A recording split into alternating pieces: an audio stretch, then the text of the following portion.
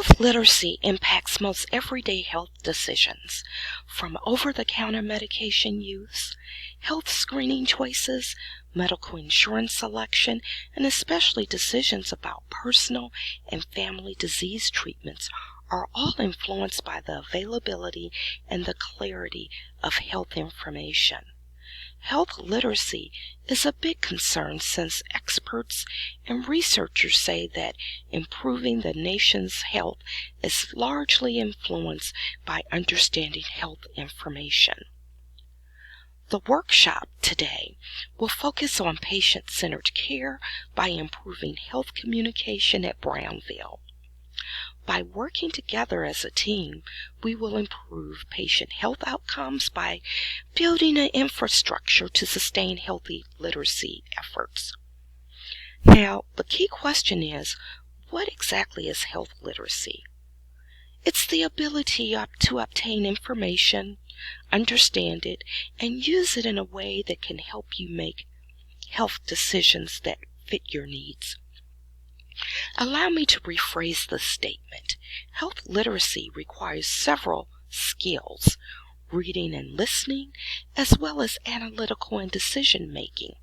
Then, the ability to apply these skills together when it comes to health situations. Now, what's so significant about this? The problem is 9 out of 10 adults struggle to understand materials that are commonly used in health systems. Even people with health literacy skills face issues when they navigate the healthcare system. Filling out forms and finding providers and services can be challenging. Practicing self-care and chronic disease management can even be greater. Let's say people with poor health literacy may find themselves overwhelmed by health conditions because their abilities and skills don't match up to the demands on them, or the complexity of the current healthcare system may just be all too confusing. Low health literacy doesn't just affect individuals, it affects the economy, and it affects Brownville Memorial Hospital. Later, we will discuss the implications. But for now, we review strategies and communication theories that will give you a deeper knowledge on health literacy. Now, the health literacy development goals for this year are clear communications with patients and proper utilization of health materials. These two goals are important because they set the precedents for healthy outcomes for our patients. So let's focus on communication with patients. It's equally important for the healthcare team to have the communication skills to provide health information that is easily understood by patients, families, and caregivers. In this sense, health literacy is a shared function and responsibility. The patient must communicate effectively with us, and in turn, we are committed to providing the education and the support that patients need to understand their illnesses and treatment decisions. So, some of the focus is, let's start with improved patient safety. Health literacy can boost patient outcomes and safety, but we need to ask the right questions to assess how much patients know about their medical conditions. Ask open-ended questions that requires dialogue instead of questions that can be answered with a simple yes or no. This will provide a glimpse into their situation at home. And furthermore, make sure you ask open-ended questions.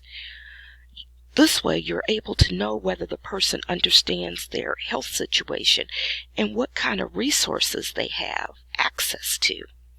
This will assist you in determining your action plan with your patients. The next is decrease chronic conditions. Studies show an improvement in health literacy can result in healthy behavior changes.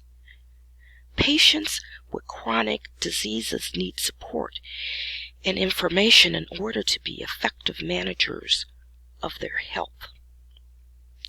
And also, communicating with patients will decrease hospital visits. It's very important for us to communicate with our patients effectively. We need to provide clear, easily understood, actionable instructions. Patients unable to adequately understand are twice as likely to experience a preventable emergency room visit, resulting in hospitalization. Therefore, we need to focus on keeping information simple. Let's go to lower mortality rates. Some studies shows a lower level of health literacy can increase your risk for death when suffering from an acute and chronic disease. This is correlated to patients not clearly understanding the implications for diagnosis and the lack of knowledge of how to care for their conditions. And health literacy means, an improved health literacy means lower health care costs. And this relates to repeated visits to medical offices and hospitals. And again, what does this relate to? Health literacy. And we must communicate. And communicating with our patient will result in better management of chronic diseases. Health literacy influences chronic disease management.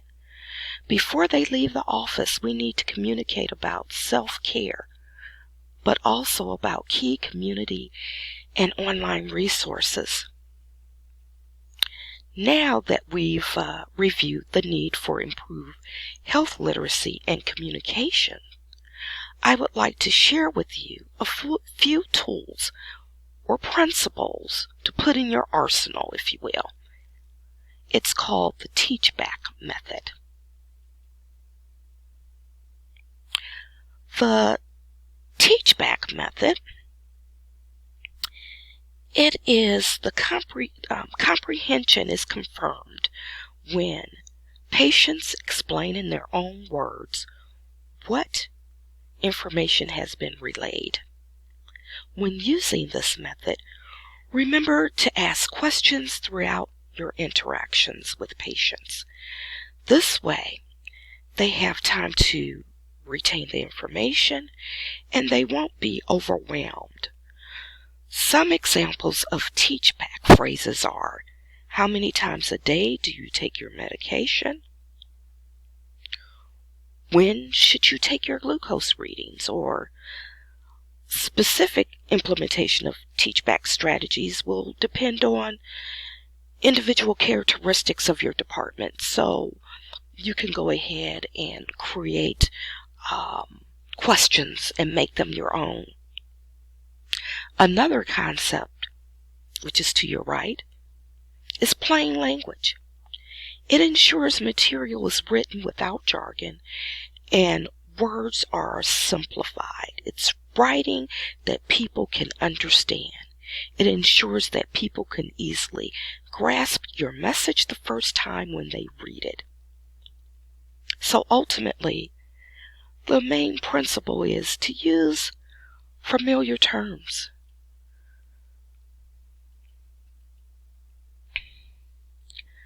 Now on to health materials and how do we use them. Health material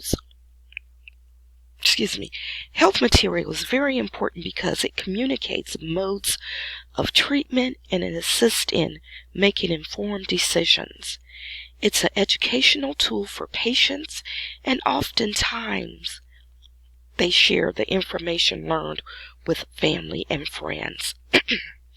It can be used as a reminder for appointments and health directives. Also, it is a good way to start a conversation with your patients. It creates dialogue and trust. Lastly, health materials build confidence for the patient, and you're giving them something to refer to during times of uncertainty. And remember, many people outside of the medical profession, they don't understand billing, medical terminology, and concepts. Therefore, before you hand out any literature, know your audience. Ask yourself, will the patient read a brochure or a letter? Would a video or a web link work better? People respond to health materials that are targeted to their demographics. That being said, make sure you use brochures that are culturally sensitive and written in plain language. This main concept of plain language is to ensure material is written without jargon and words that are simplified.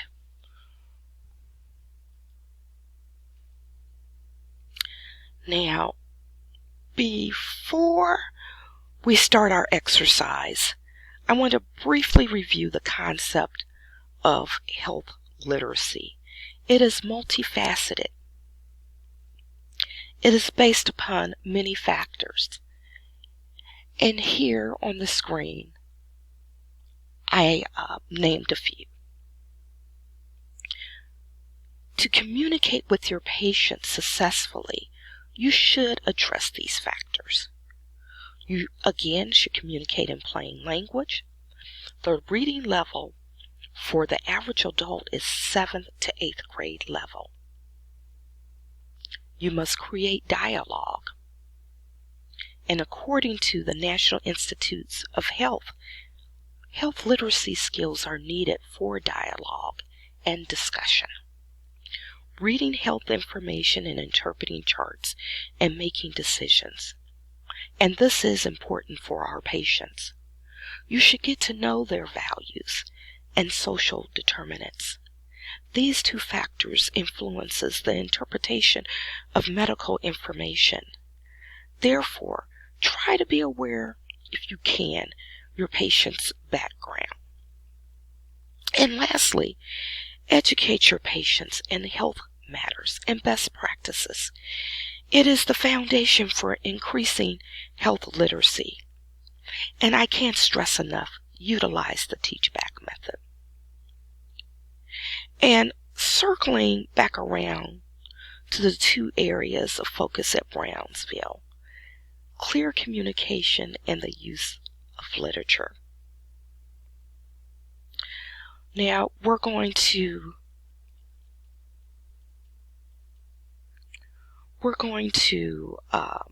start a small group exercise, and the goal of this activity is to demonstrate the mastery of clear communication and the use of literature to improve patients' health literacy. And after I explain the instructions, please take a card, and they're numbered, and pass it around. And afterwards, find the individuals who have the same number as you, and there should be 4 to a group. Now, each group will have a different scenario to role play. Within your group, identify the character you will play, and the key to the success of this activity is to keep in mind the execution of plain language and teach-back concepts. After the completion of role play, I want everyone in your assigned group to take notes and evaluate the interactions. Key questions of discussion should be, did you effectively assist the patient in reviewing their health needs? What key principles did you use to bridge the gap in health literacy?